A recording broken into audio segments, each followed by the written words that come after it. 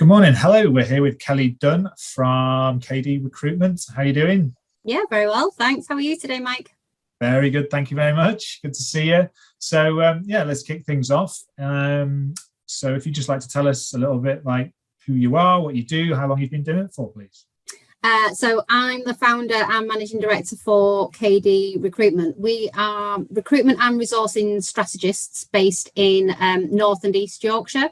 So we support businesses across all sectors with commercial recruitment and strategy. So we recruit for anything within kind of your head office function. So reception admin, HR, marketing, right the way through to kind of your finance directors, executive appointments as well. So anything that a business needs to run that's a specialist role, that's what we would recruit for.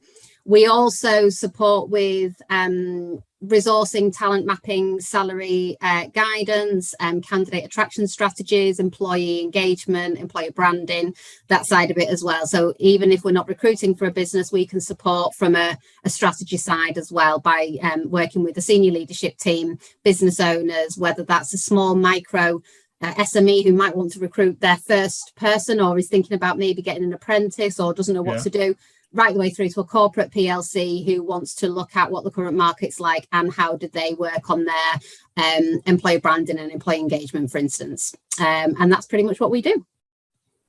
That's it. So how long have you been doing it for, did you say that? So KD Recruitment's been around for about 5 years. I've personally been in recruitment for 15.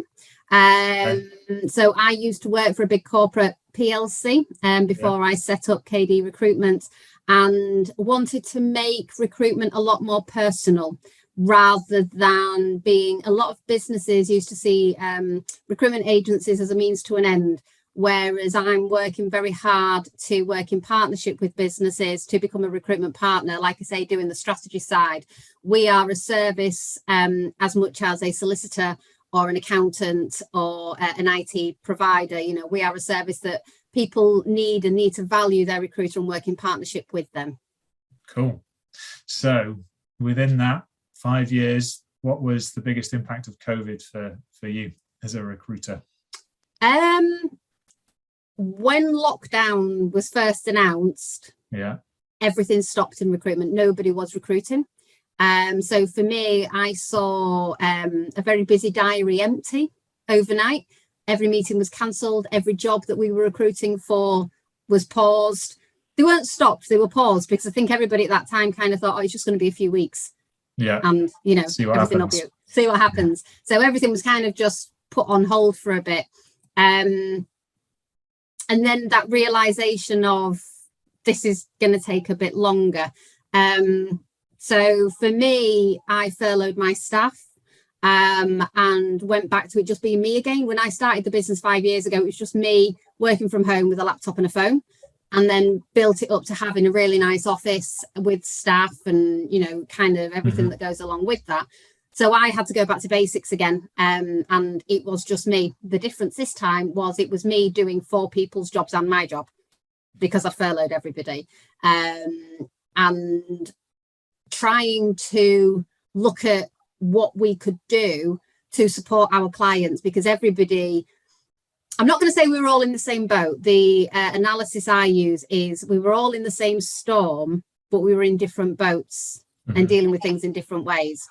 And what I found was speaking to the clients that I work with was that they were all going through it slightly differently. Some were doing really well. Food manufacturing, for instance, was flying. Because we all know that there was the pasta shortage and the flour shortage, and you know, we all remember baking bread every day, don't we? So, you know, food manufacturing particularly was doing well, but a lot of the smaller SMEs that I worked with were struggling and trying to find ways of diversifying and finding different ways of coming out of the pandemic. So as a business owner, what I found was I was able to work with them and share knowledge. So there's a lot of organisations that supported me and, you know, pointed me in the right direction of the furlough scheme and bounce back loans and, you know, all the government support that was out there. And I shared that information with a lot of my clients because they had their head down in the business trying to run it and make it survive and didn't know any of that information.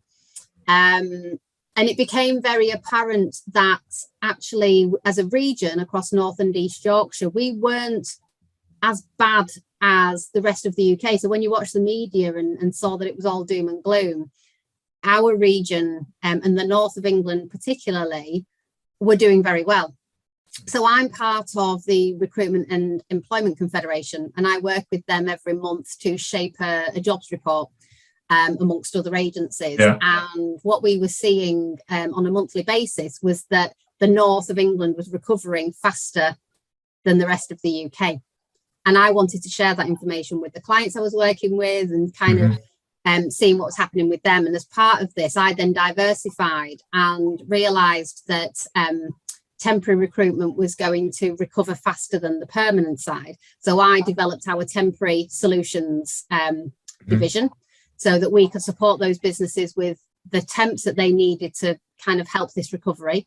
There were businesses that had to restructure as a result of this, and some businesses used it as an opportunity to kind of get rid of dead wood, restructure. I know one business I worked with had invested heavily during this time on some new IT CRM systems, which meant that they didn't need as many people in one of the departments because the IT system did a lot of it for them. Yeah. So they had to go through a restructure, which ultimately meant redundancies, but it wasn't because they were struggling. They'd found a solution to, investing in technology to save money on payroll. So again, working with businesses like that on restructuring, which meant that I then created like an outplacement support division as well. So I could help with restructures, supporting the staff with CV guidance, interview prep, what the current market's like, how they should go about job searching, using social media for that and things like that. So, we diversified as a business through the pandemic, which saw clients using us more and more for different things. And that's how this strategy came about, because I was already speaking to businesses about a lot of information and they were being really honest with me.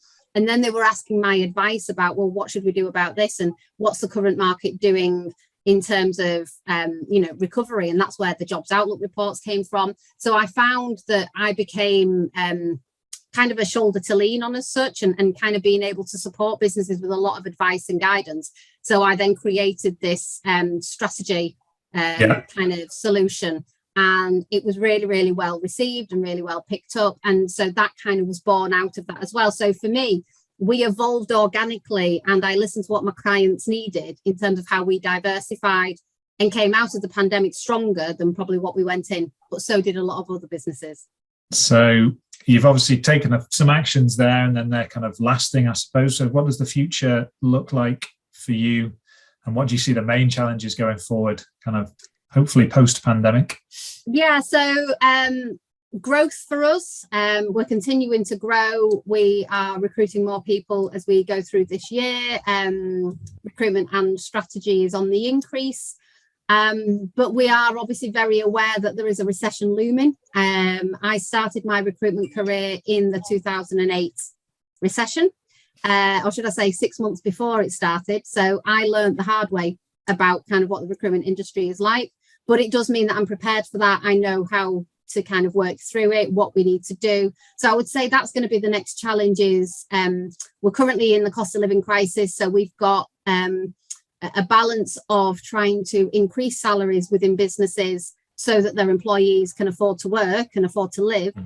But those costs are still incurred by business owners as well, as mine have been increased as well. So, that fine line of how do we support businesses, but support the employees that are working. So that's a current kind of difficult situation that we're navigating through. The minimum wage increase is obviously a really positive impact of that, which is great.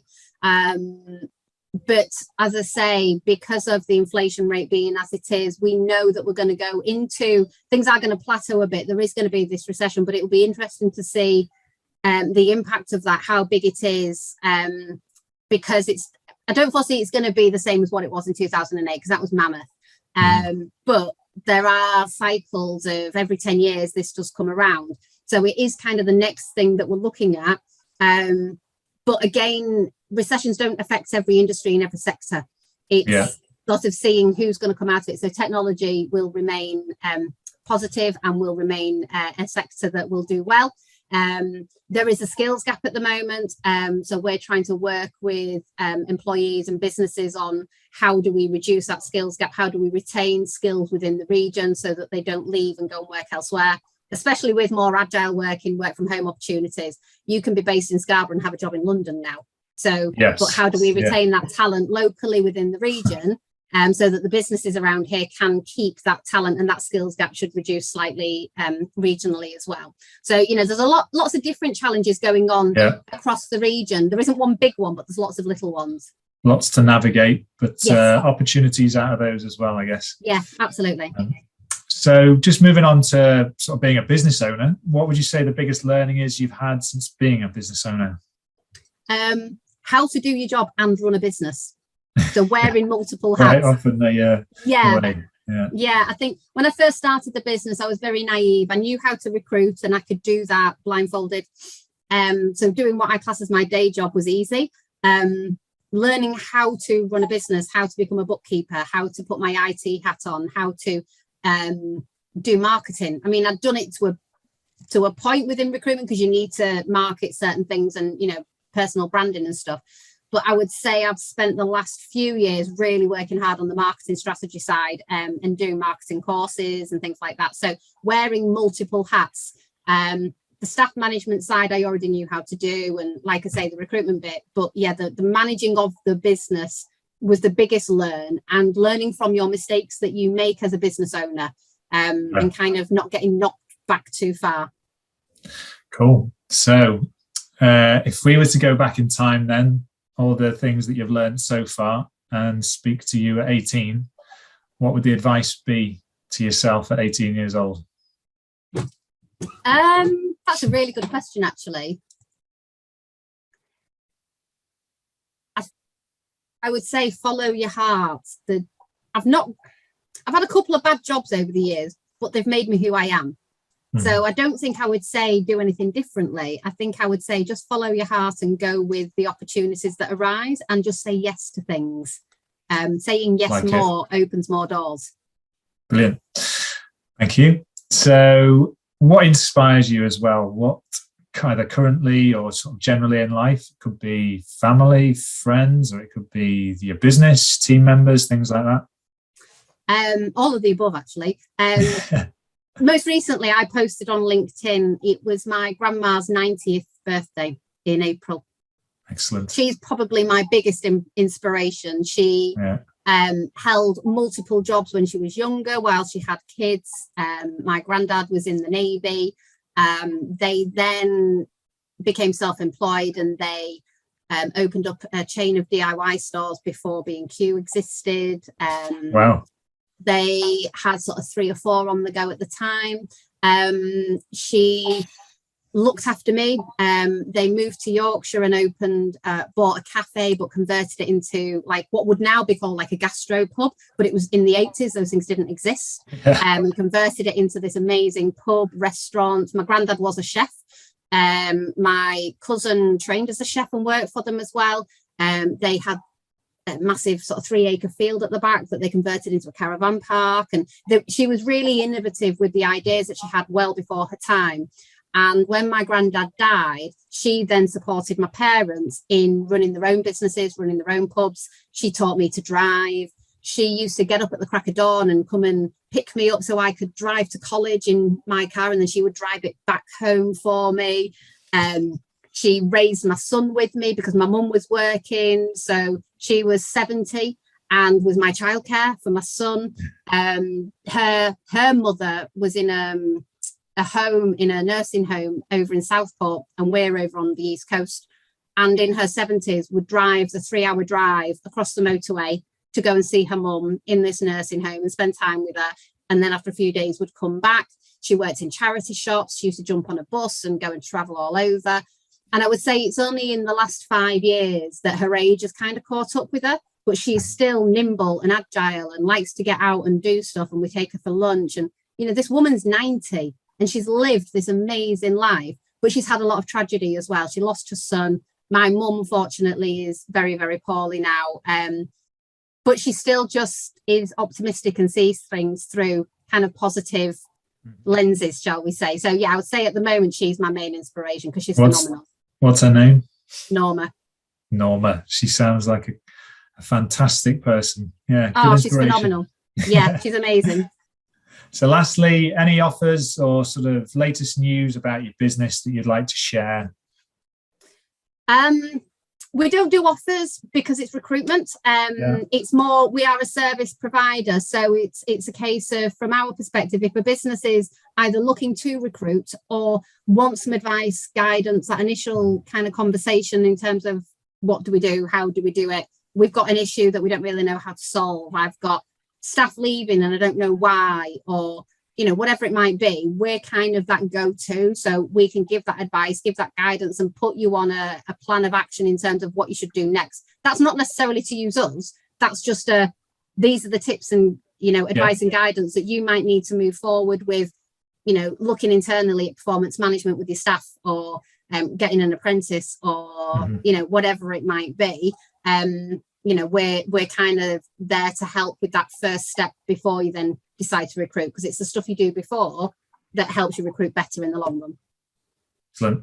Thank you very much, Kelly. Been really good talking to you. Yeah, thank you very much. Enjoy the rest of your day. Thank you. Thank you.